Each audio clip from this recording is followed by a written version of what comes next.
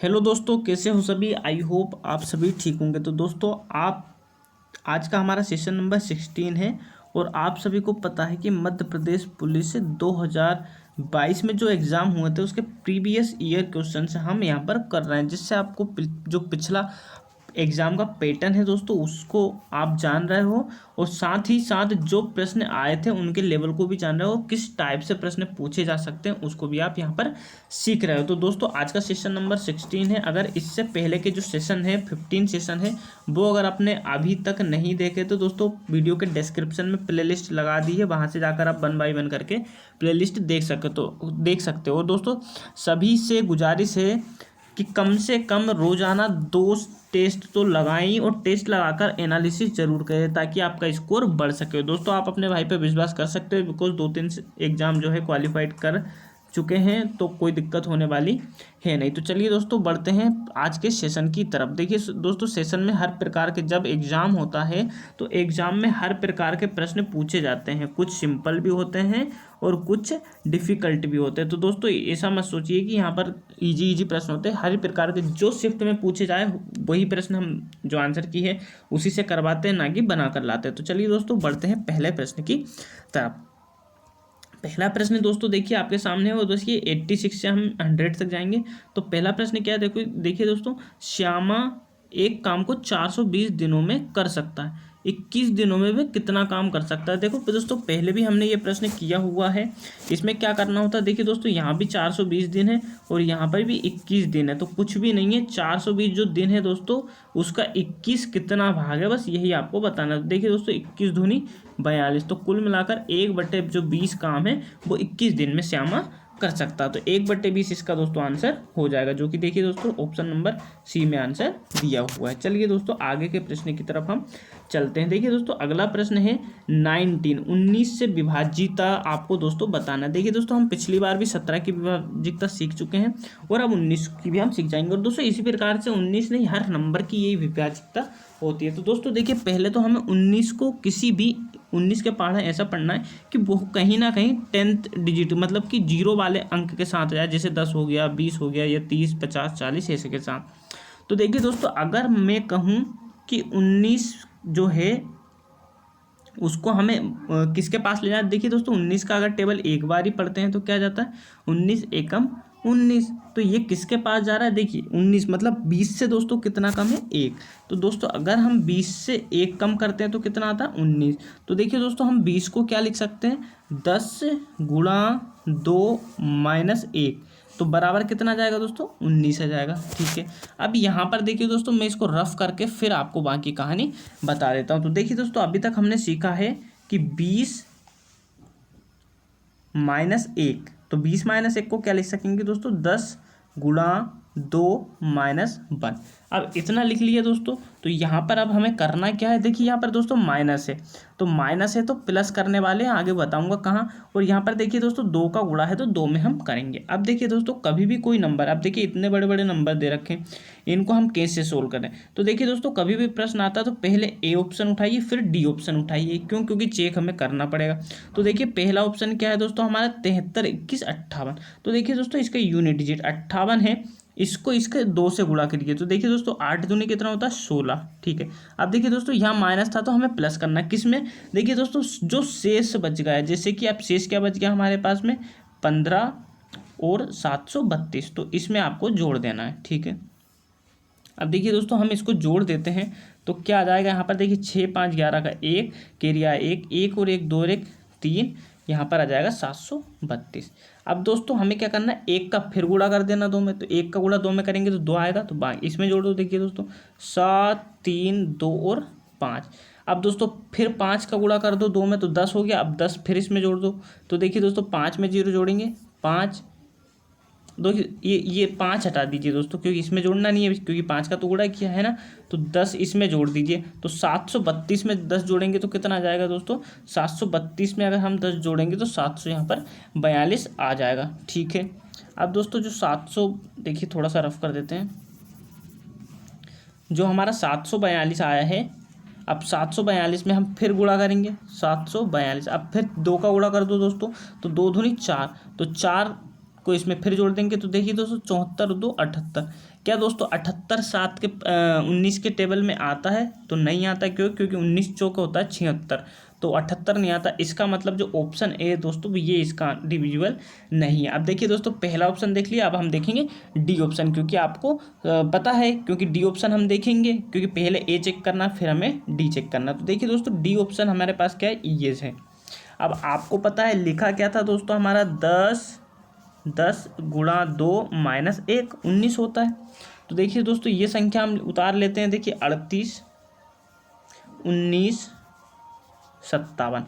अब देखिए दोस्तों जो इकाई अंक है इसका यहाँ पर क्या है 7, तो 7 का गुणा 2 में कर दिए, 7 दूनी 14, बाकी बचा उसमें जोड़ दीजिए।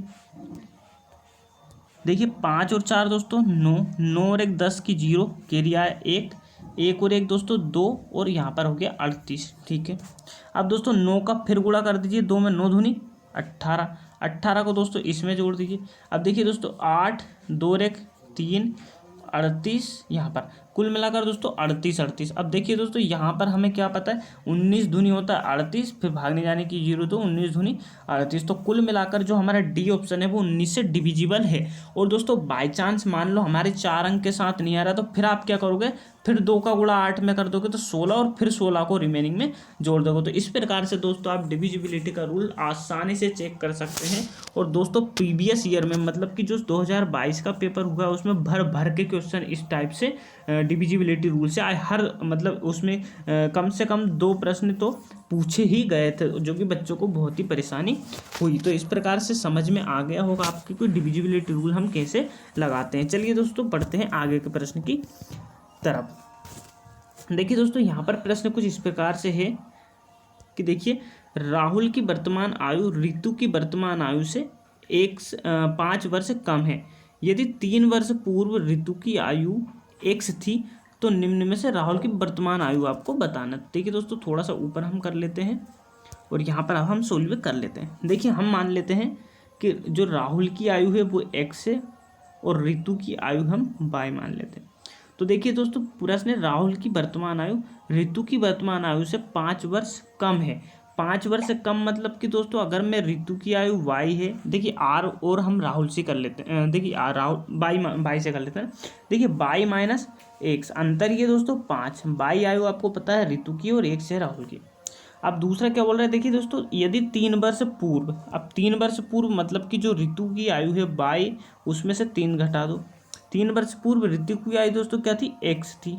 ठीक है, तो राहुल की वर्तमान आयु क्या है, तो दोस्तों इसमें इस जो है y का मान हम यहाँ पर रख दें तो हमारे पास राहुल की आयु आ जाएगी। तो देखिए दोस्तों इसको अगर हम इधर ले जाएंगे तो ये माइनस का है तो इधर जाकर प्लस का 3 हो जाएगा। तो y की जगह दोस्तों कुल मिलाकर हम x + 3 रख सकते हैं, तो बिल्कुल रख सकते हैं। तो देखिए दोस्तों यहाँ पर हम इसको रफ करके और y की जगह क्या रख देते हैं, x + 3 हम रख देते हैं। तो देखिए दोस्तों x + 3 माइनस x बराबर में 5, x + 3, x + 3 नहीं दोस्तों, देखिए यहाँ पर हमारा क्या आया था, ये इसमें y - 3 बराबर क्या था x, तो x + 3। ठीक है दोस्तों कोई बात नहीं। देखिए थोड़ा सा हम कहीं ना कहीं मिस्टेक कर रहे हैं, फिर से एक बार कोशिश करते हैं।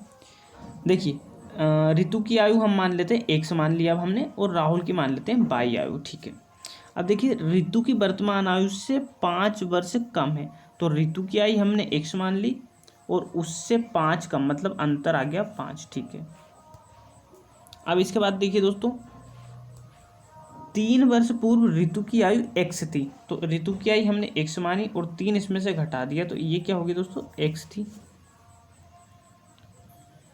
देखिए दोस्तों यहाँ पर हमने x मान रखा है इसलिए यहाँ पर x से गलत हो रही, तो कुल मिलाकर हम यहाँ पर देखिए थोड़ा सा मान जो रहे हैं वो गलत मान रहे हैं, तो हम कोई और संख्या मान लेते हैं ना, यहाँ पर x y की जगह हम और कुछ मान लेते हैं ना। ठीक है, क्योंकि इसीलिए हमें वो पिछली बार का थोड़ी सी मिस्टेक हुई, कोई दिक्कत नहीं। अब हम दूसरा देखिए, यहाँ पर हम ऐसा करते हैं ऋतु की आयु को p मान लेते हैं और राहुल की आयु को q मान लेते हैं। बिल्कुल, तो देखिए दोस्तों p - q मतलब ऋतु की आयु राहुल की आयु से 5 ज़्यादा है और ऋतु की आयु 3 वर्ष पहले x थी, तो p बराबर देखिए दोस्तों x + 3 हो गया। तो अब हम देखिए हमें चाहिए राहुल की आयु, तो p की जगह क्या रख दें दोस्तों, x + 3 रख दें, बिल्कुल रख सकते हैं। तो देखिए दोस्तों यहाँ पर हम इसको यहाँ ले आए, पी की जगह रखा दोस्तों x+3 माइनस क्यू को उधर ले गए और 5 को इधर ले आया, तो 5 हो गया माइनस का और क्यू हो गया प्लस का। तो देखिए दोस्तों यहाँ पर कुल मिलाकर जो रिलेशन है हमारा वो क्या निकल रहा है, देखिए क्यू बराबर 5 में से 3 गए तो -2, तो x-2 ये हमारा रिलेशन बन रहा है। तो जो राहुल की वर्तमान आयु है वो x-2 कुल मिलाकर ऑप्शन नंबर बी हमारा आंसर हो जाएगा। दोस्तों हम पहले XY ही मान रहे थे और प्रश्न में भी XY दिया था, इसलिए थोड़ी सी मिस्टेक हो रही थी। तो कोई बात नहीं, ऑप्शन नंबर 2 हमारा जो आंसर है वो एकदम ठीक है, आपको समझ में आ गया होगा। चलिए दोस्तों अगला प्रश्न हम चलते हैं। देखिए दोस्तों एक प्रश्न है कि एक बहुभुज के 5 आंतरिक कोण 140 डिग्री के हैं तथा शेष सभी आंतरिक कोण 160 डिग्री के हैं, तो बहुभुज की संख्याएं ज्ञात कीजिए। देखिए दोस्तों 5 आंतरिक कोण 140, तो देखिए मैं आपको बता देता हूँ, कभी भी बहुभुज आता है तो उसके एक्सटर्नल एंगल और प्लस इंटरनल एंगल का योग 180 डिग्री होता है। तो अगर 180 होता है तो अगर आपका इंटरनल एंगल 140 है, 140 है तो एक्सटर्नल कितना आ जाएगा दोस्तों, 40 आ जाएगा। और आपको पता है कि किसी भी समबाहुभुज जो बहुभुज होता है उसका बाह्य कोणों का योग होता है 360 डिग्री। तो देखिए दोस्तों 40 डिग्री एक एंगल का है तो 5 डिग्री कितने का, देखिए 4 5 20, तो 200 आ गया, राइट, 200 एंगल आ गया। और जो योग रहता है वो कितना होता है दोस्तों, इसको देखिए दोस्तों मैं रफ कर देता हूँ। किसी भी जो बहुभुज होता है उसके बाह्य कोणों का योग 360 डिग्री होता है। तो एक से हमें कितना मिल गया, 200 एंगल आ गया। अब हमें कुल मिलाकर 360 के लिए 160 और चाहिए। अब देखिए शेष सभी आंतरिक कोणों का योग, शेष सभी आंतरिक कोणों का जो आंतरिक कोण है वो एक कोण 160 का है। अब एक दोस्तों 160 का है, तो अगर 160 को 180 में से घटा दे तो एक बाह्य कोण का योग कितना जाएगा दोस्तों, 20 आ जाएगा। एक बाह्य कोण जो है वो 20 का है। अगर एक बाह्य कोण 20 का है तो 360 मतलब कि 160 लाने के लिए कितना गुणा कर दें, 8 का गुणा कर दें, तो 20 8 कितना हो जाएगा दोस्तों, 160।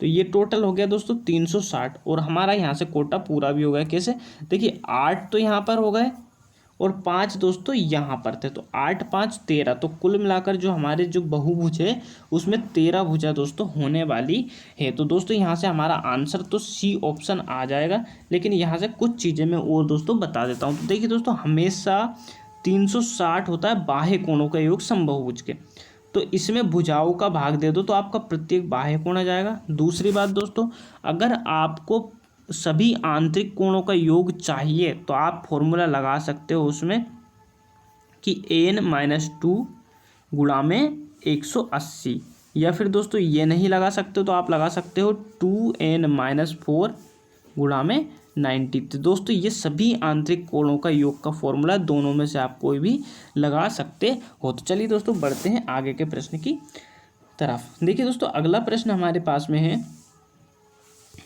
कि 600 मीटर लंबी यात्रा में 120 किलोमीटर की यात्रा ट्रेन से की जाए और शेष यात्रा कार से करे तो 8 घंटे का समय लेती है। यदि वही ट्रेन 200 किलोमीटर यदि वही यात्रा ट्रेन से 200 किलोमीटर और शेष यात्रा कार से करे तो 20 मिनट्स का अधिक समय लगता, तो ट्रेन और कार की चाल का अनुपात बताना। तो दोस्तों यहाँ पर ट्रेन और कार की चाल का अनुपात हमें बताना है। तो देखिए दोस्तों यहाँ पर हम क्या कर सकते हैं, देखिए 120 ट्रेन पे 120 की जो दूरी है वो दोस्तों किससे हो रही है, ट्रेन से, तो ट्रेन को हम टी मान लेते हैं। देखिए दोस्तों डिस्टेंस अपॉन टाइम स्पीड हो जाता है। अब बाकी जो 600 में से अगर 120 जाएगा तो 480 बचा, और 480 की दूरी दोस्तों किससे, कार को सी से, ये दोस्तों 8 घंटे में टोटल हो रही है, ठीक है। अब वही दोस्ती दूसरी देखिए 200 किलोमीटर की दूरी ट्रेन से, ठीक है, 200 की दूरी दोस्तों ट्रेन से प्लस, अब 200 600 में से गए तो 400 की दूरी किससे हो रही, कार से, जो कि कितना 8 घंटे में 8 घंटे 20 मिनट ले रही, राइट, क्योंकि 20 मिनट आते हैं इसका मतलब 8 घंटे 20 मिनट। तो देखिए दोस्तों 8 घंटे 20 मिनट को हम लिख सकते हैं 20/60, तो 20 दिया 60, तो कुल मिलाकर 8 से ही 1/3, तो देखिए 8 दिया 24 और 1 25, तो कुल मिलाकर दोस्तों हम 25/3 इसको हम लिख सकते हैं। आई होप कि आपको इतना समझ में आ गया होगा। तो इसको दोस्तों मैं रफ कर देता हूँ बाकी को, ठीक है। अब देखिए दोस्तों यहाँ से हम ऐसा करते हैं, कुछ चीज़ें जो है वो कटने की है उनको हम काट देते हैं, राइट। तो देखिए दोस्तों 8 से मैं 8 एकम 8, 8 से इस 480 को काटता हूँ तो ये 60 बार चला जाएगा दोस्तों, और 120 को काटेंगे तो देखिए 15 8 120 हो जाएगा, तो कुल मिलाकर यहाँ पर 15 आ गया। ठीक है, अब देखिए दोस्तों 25 से अगर मैं काटता हूँ 400 को, तो देखिए 25 धम एक 250 होता है, और 25 छः 150, कुल मिलाकर ये 16 बार चला गया, और 25 8 दोस्तों 200, ये 8 बार चला गया। ठीक है, इतना आपको समझ में आ गया होगा। ठीक है दोस्तों, अब देखिए आपको पता है डिस्टेंस बराबर होती है, तो अब हम यहाँ पर अगर इस 3 का गुणा इधर कर दें तो ये भी 1 के बराबर हो जाएगा, और ये तो 1 के बराबर है, तो कुल मिलाकर हम इन दोनों को बराबर कर सकते हैं। तो बराबर कर सकते हैं, तो चलिए बराबर हम इसको लिख भी लेते हैं। तो रफ कर देता हूँ दोस्तों मैं इसको, फिर इसको हम साथ में लिखते हैं। नहीं तो ऐसा करते हैं दोस्तों, साइड में हम लिख लेते हैं, उसके बाद हम इसको रफ करते हैं। तो देखिए दोस्तों यहाँ से कितना बचा, 15 बटे टी प्लस में 60 बटे में सी। ठीक है, बराबर यहाँ से बचा दोस्तों देखिए 8 बटे टी प्लस में 16 बटे सी, और गुणा में 3। तो कुल मिलाकर दोस्तों गुणा में 3 है, तो मैं गुणा भी इसका कर ही देता हूँ, हाथ लगे, ताकि बाद में हमें करने की ज़रूरत ना पड़े।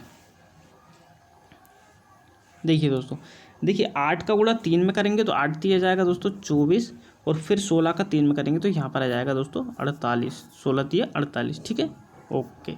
अब दोस्तों बाकी चीज़ें रफ कर देता हूँ, आपको पता है थोड़ी सी जगह की कमी है, तो कोई दिक्कत नहीं, हम मैनेज कर लेंगे। अगर आप साथियों का प्यार रहा तो हम स्मार्ट बोर्ड भी लेकर आ जाएंगे दोस्तों, लेकिन आप थोड़ा सा बस जिसे हम संघर्ष करते रहे, आप सिर्फ लाइक और कमेंट कीजिए बस, और बताइए कि कंटेंट कैसा है और कैसे आपको समझ में आ रहा है। तो देखिए दोस्तों ये हमने कर दिया बराबर। अब ये दोस्तों देखिए बराबर अगर हो रहा है, ये है 15, तो देखिए दोस्तों ये कट जाएंगे 3 से सभी। देखिए तो 3 5 15, ये 5 बार, 3 से कटा दोस्तों 20 बार, 3 से कटा दोस्तों 8 बार, और 3 से कटा दोस्तों 16 बार। तो इधर मैं लिख देता हूँ, देखिए 5 बटे टी प्लस में 20 बटे सी बराबर में 8 बटे टी, और बराबर में दोस्तों क्या हो जाएगा 16 बटे सी। ये प्लस में है दोस्तों, राइट, ये प्लस में। ठीक है, अब दोस्तों इसको भी रफ कर दें ताकि हमें दिक्कत ना आए। दोस्तों थोड़ा सा प्रश्न लंबा हो गया, लेकिन कोई दिक्कत नहीं दोस्तों, देखिए कॉन्सेप्ट होगा क्लियर तो आपको प्रश्न में समस्या नहीं आई। अब ऐसा करते हैं दोस्तों, एलसीएम हम ले लेते हैं। देखिए सी का गुणा 5 में करेंगे, टी का गुणा इसमें, तो देखिए 5 का गुणा सी में किया तो 5 सी, और 20 का गुणा टी में किया तो 20 टी। नीचे दोस्तों आ जाएगा टी सी बराबर। अब देखिए 8 का गुणा सी में करेंगे दोस्तों 8 सी, 16 का टी में करेंगे दोस्तों 16 टी, और टी सी का करेंगे टी सी में, है ना। यहाँ से देखिए दोस्तों टी सी से गया टी सी, अब 8 सी इधर है और इधर 5 सी, तो 5 सी को इधर ले जाओ, तो कुल मिलाकर यहाँ पर आ जाएगा दोस्तों 5 सी उधर गया तो 3 सी बचेगा, राइट, क्योंकि 8 सी में से 5 गए तो 3 सी। अब यहाँ पर देखिए 16 को इधर ले आए, तो 20 टी में से 16 टी गए तो दोस्तों 4 टी बचेगा। ठीक है, अब देखिए दोस्तों कार और ट्रेन का रेशियो क्या जाएगा दोस्तों, कार का 4 और ट्रेन का ये। अब हमसे पूछा ट्रेन और कार की चाल का अनुपात, तो ट्रेन और कार की चाल का अनुपात दोस्तों देखिए कितना आ गया, 3:4। तो आई होप इतनी आसानी से हमने ये प्रश्न कर लिया, जिसका ऑप्शन नंबर 2 में आंसर दिया है। आई होप कि आपको पूरा समझ में आया होगा दोस्तों, इसी प्रकार से आप कर सकते हो। चलिए दोस्तों बढ़ते हैं आगे के प्रश्न की तरफ। देखिए दोस्तों अगला प्रश्न कुछ इस प्रकार से है कि एक रेलगाड़ी दूसरी रेलगाड़ी में बैठे एक व्यक्ति को विपरीत दिशा में चलते हुए 8 सेकंड में पार करती है। विपरीत दिशा दोस्तों कुल मिलाकर मान लो एक ट्रेन इधर जा रही है तो एक ट्रेन इधर आ रही है, और जब ऐसा होता है तो दोनों ट्रेनों की चालें जुड़ जाती हैं। ठीक है, यदि रेलगाड़ी एक ही दिशा में चले, अब एक ही दिशा में दोस्तों मतलब कि इधर अगर ट्रेन जा रही है ईस्ट में तो दूसरी ट्रेन भी ईस्ट में जा रही है, लेकिन किसी की स्पीड ज़्यादा होगी तो किसी की दोस्तों कम होगी। ठीक है, तो रेलगाड़ी 25 सेकंड में कुल मिलाकर, तो रेलगाड़ी देखिए दोस्तों हिंदी में इंग्लिश में भी पढ़ना पड़ेगा, है ना कहीं इसमें थोड़ा सा दिक्कत है, कोई दिक्कत नहीं। देखो इतना तो पढ़ लिया, एक रेलगाड़ी दूसरी रेलगाड़ी में बैठे एक विपरीत दिशा में आ रहे व्यक्ति को 8 सेकंड में पार करती है। यदि एक रेलगाड़ी एक दिशा में चले, यदि रेलगाड़ी एक ही दिशा में चले तो रेलगाड़ी को उस व्यक्ति को, देखिए if the train travels in the same direction and other train which manage sitting 160 metre. कुल मिलाकर दोस्तों प्रश्न कट गया, लेकिन यहाँ पर कुछ ऐसा है कि जब एक ही दिशा में ट्रेनें चल रही है तो वो ट्रेन उस व्यक्ति को 25 सेकंड में पार करती है। यदि एक ट्रेन की जो लंबाई है वो 200 मीटर है और एक ट्रेन की देखिए 200 मीटर तो आपको दे रखी है, यदि यहाँ पर देखिए दोस्तों, थोड़ा सा जूम आउट करा हमने, अब हमारे पास प्रश्न सही आ गया। देखिए थोड़ा सा जूम कर देते हैं, अभी तक हमने इतना पढ़ लिया, अब थोड़ा सा आगे चलते हैं। देखिए, यदि रेलगाड़ी एक ही दिशा में चले तो रेलगाड़ी 25 सेकंड समय लेगी। किसको? उस व्यक्ति को जो कि ट्रेन में बैठा है, उसको पार करने में। यदि पहली रेलगाड़ी की लंबाई 200 है और दूसरी की 160 है, तो आप ये बताइए कि जो ट्रेन है, इसमें देखते हैं, पहली जो रेलगाड़ी उसकी चाल ज्ञात कीजिए। पहली रेलगाड़ी की दोस्तों चाल ज्ञात करना। देखिए दोस्तों, जूम आउट करके अब मैं पूरा प्रश्न आपको समझा देता हूँ कि प्रश्न कह क्या रहा है। ये जूम आउट दोस्तों हमने यहाँ पर कर दिया, इससे कम होगा भी नहीं। चलिए, अब देखिए दोस्तों, ट्रेन ये बोल रहा है कि अगर दो जो ट्रेन है वो एक व्यक्ति, अब देखिए दोस्तों, किसी व्यक्ति को पार करती है, कुल मिलाकर ट्रेन अपनी खुद की दूरी करती है, राइट। तो देखिए दोस्तों, आपको पता है एक पहली जो ट्रेन है वो 200 मीटर लंबी है और दूसरी है वो 160 है, तो दोनों की दूरी 200 और 160 कितनी होगी दोस्तों? 360। तो देखिए दोस्तों, 360 की दूरी को तय करने में x plus by, x train हम पहली को मान रहे हैं दोस्तों और बाई हम दूसरी को मान रहे हैं, तो बाई के आगे 2 लिख दिया, x के बाद ये लिख दिया। ये दोस्तों कितने सेकंड ले रही है? x 8 सेकंड ले रही है, ठीक है। और जब दोस्तों 360 की दूरी को ही एक ही दिशा में, कुल मिलाकर x की स्पीड ज़्यादा है बन की और y की कम है, तो x में से घटा दिया, तो ये 25 सेकंड ले रही है, ठीक है। ओके, इतना आए तो आप बताइए कि पहली ट्रेन की चाल, ठीक है साहब, कोई बात नहीं, बता देंगे हम, क्या दिक्कत है। देखिए दोस्तों, पहले काट देते हैं हम 5 से, सॉरी 8 से कटा, 4 दूनी 8, 4 से काटा, 4 नमे की 36, 2 से दोस्तों इसको काट दिए, ये गया 45 बार, ठीक है। अब देखिए दोस्तों, ये 25 है तो 5 से काटा, 55 25, ये काटा 5 7 35, 5 दूनी 10, राइट। तो ये हमारा इतना हो गया। अब हम आ जाते हैं दोस्तों साइड में। अब देखिए बचा क्या है हमारा दोस्तों, बचने वाली चीज़ें हम यहाँ पर लिख देते हैं। तो देखिए दोस्तों, इधर बचा है 45 बटे में x1 प्लस बाई टू को हमने बाई 2 ट्रेन रखा है, ठीक है। और यहाँ पर बराबर में तो कुछ है ही नहीं, है ना, तो इतना आ गया।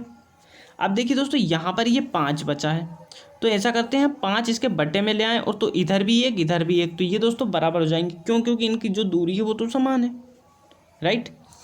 तो देखिए दोस्तों, 5 हम नीचे ले आते हैं, ऊपर क्या है दोस्तों 72 है, और 5 यहाँ पर नीचे ले आए। अब यहाँ पर वही दोस्तों x1 माइनस बाई टू हम सेकंड रेल और x1 पहली रेल है, ठीक है। अब देखिए दोस्तों, 9 5 45 और 9 8 72, इतना आ गया, ठीक है। इतना भी आपको समझ में आ गया होगा। अब दोस्तों देखिए, इतनी कहानी क्लियर है तो हम इधर का रफ कर देते हैं, राइट। ये हमने दोस्तों इतना रफ यहाँ पर कर दिया है।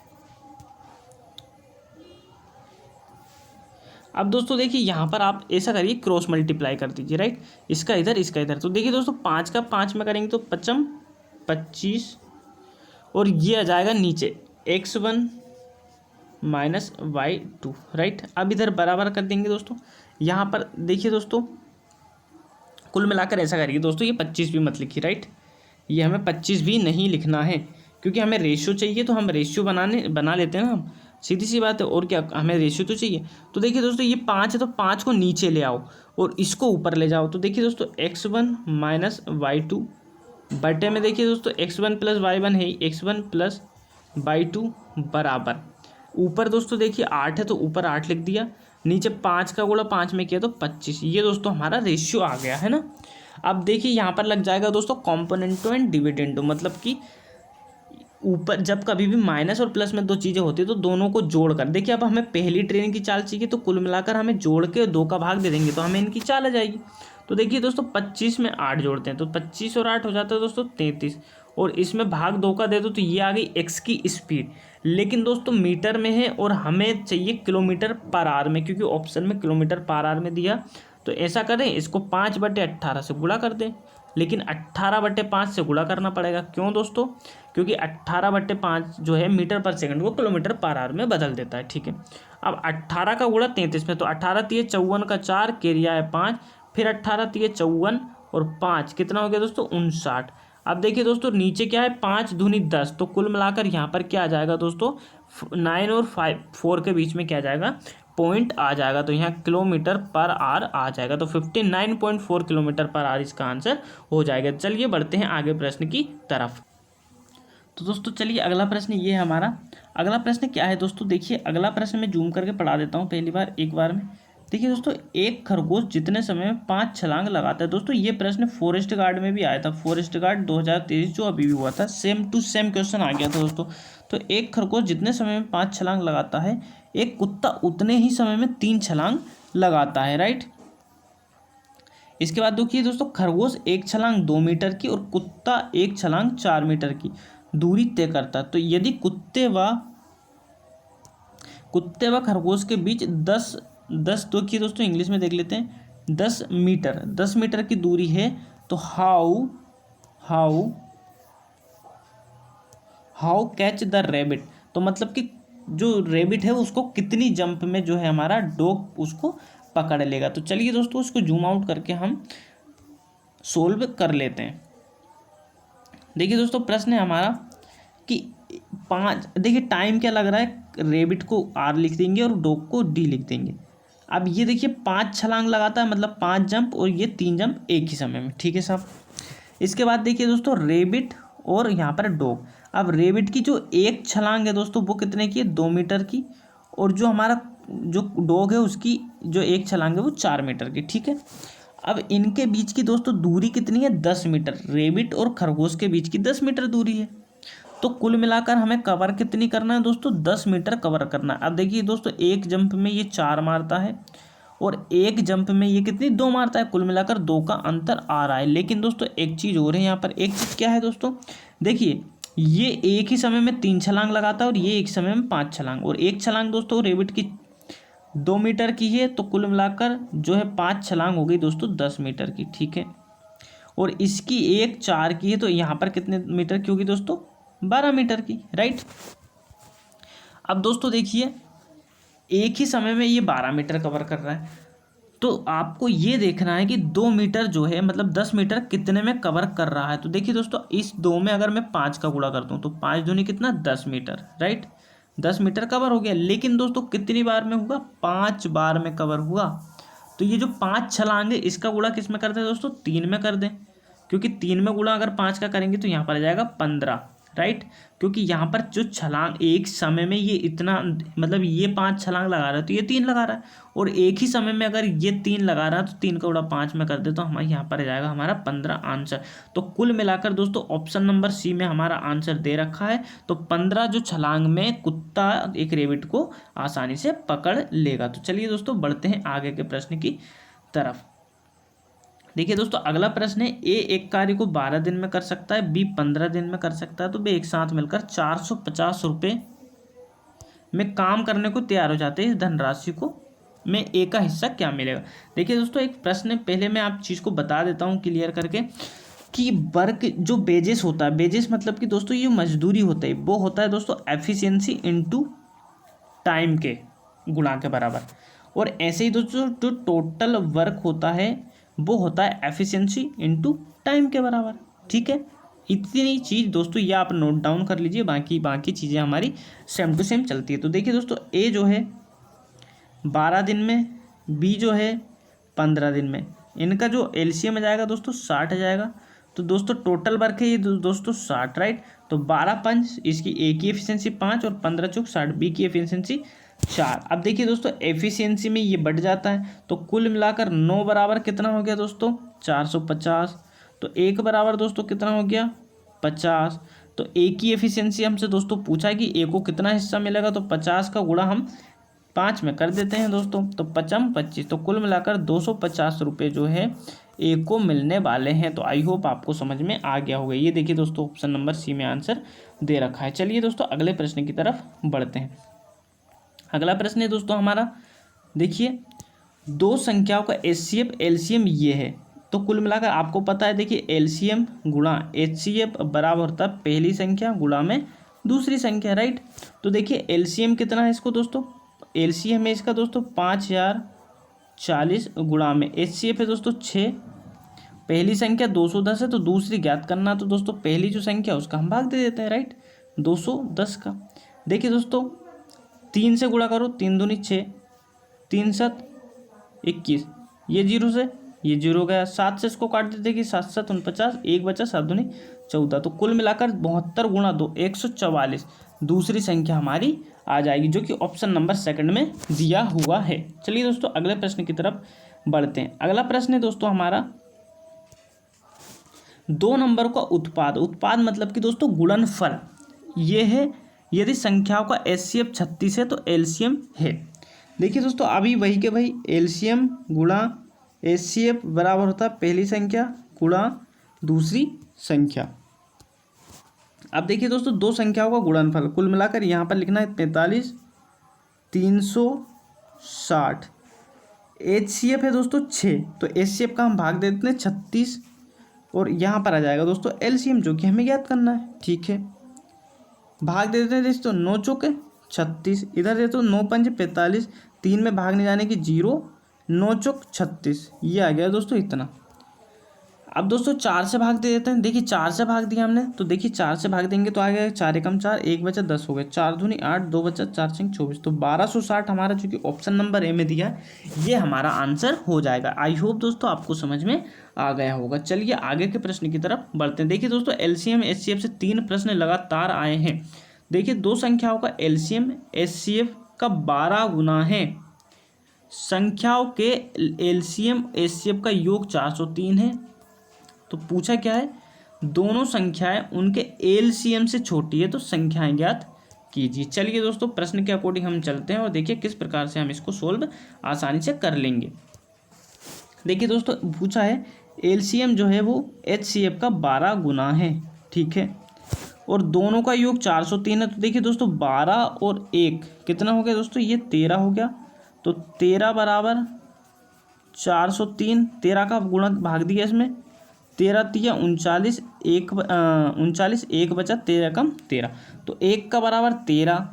तो कुल मिलाकर जो एचसीएफ हमारा देखिए 1 रेशियो बराबर 13, तो एचसीएफ हमारा दोस्तों कितना आ गया 13, और एलसीएम 12 है तो इससे बड़ी संख्या है, तो बड़ी है तो 12 का गुणा कर देते। देखिए 12 कम 12 का 2 केरिया है 1, 12 3 36 और 1 37, तो 372 से छोटी संख्या और 31 का गुणनफल। दोस्तों यहाँ पर जो 13 है वो गलत लिखा गया है, यहाँ पर आना चाहिए 31, राइट, यहाँ पर गलती से लिखा है, तो यहाँ पर 31 का गुणनफल दोस्तों यहाँ पर होना चाहिए। तो चलिए देख लेते हैं। देखिए ऑप्शन में हमें 31 का गुणनफल देखना है दोस्तों, तो देखिए यहाँ पर हम देख लेते हैं।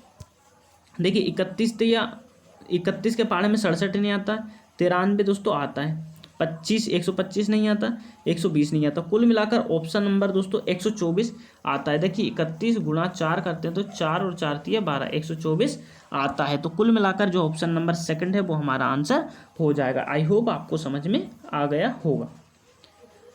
देखिए दोस्तों यहाँ पर है 45, 50 और 30 द्वारा विभाजित सबसे बड़ी 4 अंकों की संख्या ज्ञात कीजिए। कुल मिलाकर दोस्तों एलसीएम इनका ज्ञात कर लीजिए, तो कर लेते हैं दोस्तों।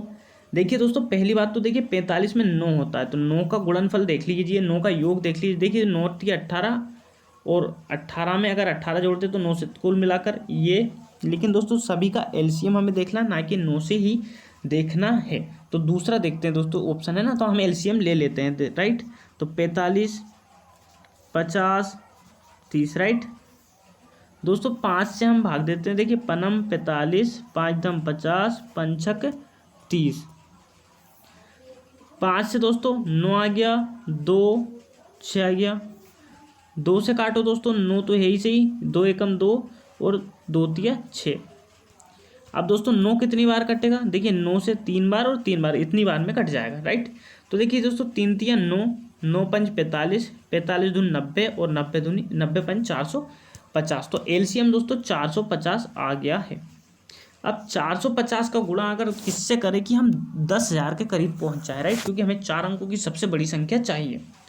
तो 450 में गुणा हम दोस्तों कर देते हैं, अगर 20 का करेंगे तो 9,000 आएगा, और 21 का करेंगे 450, तो कुल मिलाकर दोस्तों 22 का कर दो, 22 में आ जाएगा। तो देखिए दोस्तों 0 का 0, 22 पंच हो गया दोस्तों 110, तो 0 केरिया है 11, 22 चौक 88, तो 88 में 11 जोड़ दो, तो देखिए 9 और 9 कुल मिलाकर दोस्तों 9900, 9900 यहाँ पर आ जाएगा, जो कि ऑप्शन नंबर सेकंड में दिया हुआ है, जो कि आपका आंसर करेक्ट हो जाएगा दोस्तों। इसको आप यूनिट डिजिट आप इसको 9 के मल्टीपल से भी, जैसे हम पहले ट्राई कर रहे थे वैसे भी हो सकता था ये प्रश्न, लेकिन हमने किया नहीं क्योंकि मेथड भी आना जरूरी है।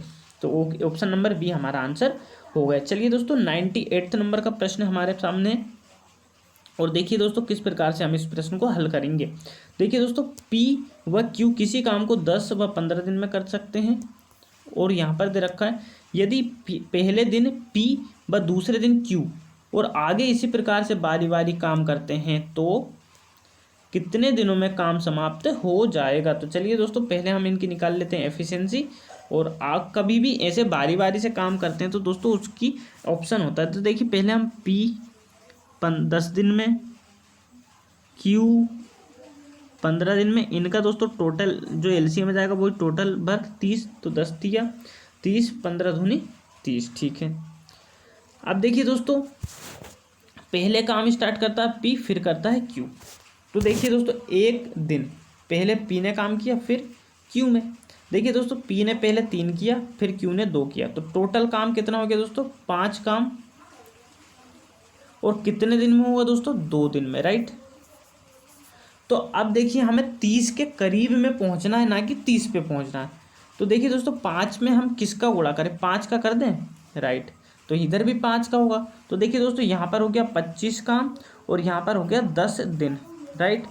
अब पी की बारी आ गई, तो पी फिर करेगा 3 काम और 2 ये करेगा 5, तो कुल मिलाकर 2 दिन और ये, तो 10 और 2 कितने हो गए दोस्तों 12 दिन। 12 दिन में आप यहाँ पर पूरा काम हो जाएगा, जो कि ऑप्शन नंबर ए में दिया हुआ है। चलिए दोस्तों आगे के प्रश्न की तरफ बढ़ते हैं। देखिए दोस्तों अगला प्रश्न है, अनिल तथा वनिल एक साथ एक ही समय पर एक ही दिशा में चलना प्रारंभ करते हैं। यदि वनिल अनिल की गति की 5/6 गति से चले तो वह अनिल 1 घंटा 15 मिनट देरी से पहुंचता है। वनिल द्वारा लिया जाने वाला समय ज्ञात कीजिए। तो देखिए दोस्तों कुछ नहीं है इस प्रश्न में, देखिए वनिल और अनिल की गति का अनुपात 5:6 दे रखा है, और देखिए दोस्तों जो स्पीड का रेशो होता है जस्ट उसका उल्टा टाइम का रेशियो होता है। तो अगर ये स्पीड का रेशियो है तो इनका जो ये स्पीड का रेशियो है तो टाइम का रेशियो दोस्तों हो जाएगा इनका 6/5, राइट। अब आपको पता है इनका अंतर 1 घंटा 15 मिनट बराबर है, और आपसे पूछा किसका समय है दोस्तों वनिल का, राइट। तो 1 घंटा 15 मिनट और 6 से इसका गुणा कर दो दोस्तों, तो 1 घंटा 15 मिनट होता है दोस्तों आपका 75, राइट। तो 75 का गुणा कर दो दोस्तों 6 का, तो 6 पंजे दोस्तों हो गया 30 का 0 केरिया है 3, 6 7 42 3 45। अब इसमें दे दो दोस्तों 60 का भाग, तो हमने दोस्तों यहाँ पर दे दिया 60 का भाग, तो 0 से गई 0 और 6 से काटा दोस्तों 45 को, तो 6 7 42 बचा दोस्तों 3/6। इसमें कर दो दोस्तों 60 का गुणा, तो 3 से गया 60, 10 बार और यहाँ पर 30, तो कुल मिलाकर 7 घंटे 30 मिनट यहाँ पर आंसर आ जाएगा, जो कि ऑप्शन नंबर सी में दिया हुआ है। आई होप आपको समझ में आ गया होगा। दोस्तों लास्ट प्रश्न है, और देखिए यहाँ पर गलत संख्या बतानी है जो कि सीरीज है। तो देखिए दोस्तों कोशिश हम कर लेते हैं। देखिए ऐसा कभी भी प्रश्न हो दोस्तों तो हमेशा गुणा मल्टीप्लाई ऐसे कुछ होता है, लेकिन दोस्तों देखिए मल्टीप्लाई जब होता है जब ज़्यादा संख्या बढ़ती हो, लेकिन देखिए यहाँ लिमिट की है। तो कुल मिलाकर हम पहले अंतर देख सकते हैं। तो देखिए दोस्तों 8 में से 2 गया 6, 4 में से 3 गया 2 और 4 में से 3 गया 1 और 4 में से 2 गया 2, 216। यहाँ पर देखिए 12 में से 7 गए 5, यहाँ पर 2 बचा, 2 में से 0 गया 2 और 2 में से 1 गया 1, ठीक है दोस्तों 125 आ गया समझ में, कुछ तो आ रहा है। अब 107 में से देखिए दोस्तों 7 में से 3 गया कितना जाएगा 4 और 10 में से 4 गया 6, 64 बिल्कुल आ गया समझ में सर। तो देखिए दोस्तों यहाँ पर अब यहाँ पर ये देखिए दोस्तों ये 6 का क्यूब, ये 5 का क्यूब, ये 4 का क्यूब, तो यहाँ पर 27 इनका अंतर आना चाहिए, जो कि इन पर अंतर दोस्तों ओनली 23 दे रखा है। तो कुल मिलाकर जो हमारा गलत है वो 20 गलत है, राइट, क्योंकि 20 में अगर हम 27 जोड़ते हैं तो कोई और संख्या यहाँ पर आनी चाहिए थी, राइट। लेकिन दोस्तों देखिए यहाँ पर कितना है 20 यहाँ पर गलत है, और बाकी चेक करवाते हैं। तो देखिए 7 में दोस्तों पहले 1 का क्यूब 1 ही होता है, तो 7 और 1 8। अब देखिए 8 से 20 में जाने के लिए हमें दोस्तों 2 का क्यूब चाहिए, राइट, और 2 का क्यूब होता है दोस्तों 8। तो कुल मिलाकर यहाँ कितना होना था दोस्तों 16, और 16 में हम 27 जोड़ते तो यहाँ पर कितना हो जाता है दोस्तों, हमारा आंसर आ जाएगा 7 6 13 और 2 3 और 1 4। तो राइट 20 जो है हमारा दोस्तों आंसर यहाँ पर हो जाएगा, 20 यहाँ पर गलत दिया हुआ है। तो आई होप दोस्तों आपको आज के सेशन में मज़ा आया होगा और अच्छे से आपको क्वेश्चन लगे होंगे और इससे सीखने को मिला होगा। दोस्तों अगर आप हमारे चैनल पर नए हैं तो प्लीज़ चैनल को सब्सक्राइब करें, और अगर सेशन अच्छा लगता है तो दोस्तों के साथ शेयर भी करें। और दोस्तों अगर वीडियो को लाइक नहीं करा हो तो प्लीज़ वीडियो को लाइक करें ताकि हमें मोटिवेशन मिले। मिलते हैं दोस्तों नेक्स्ट वीडियो में, तब तक के लिए थैंक यू, बाय बाय।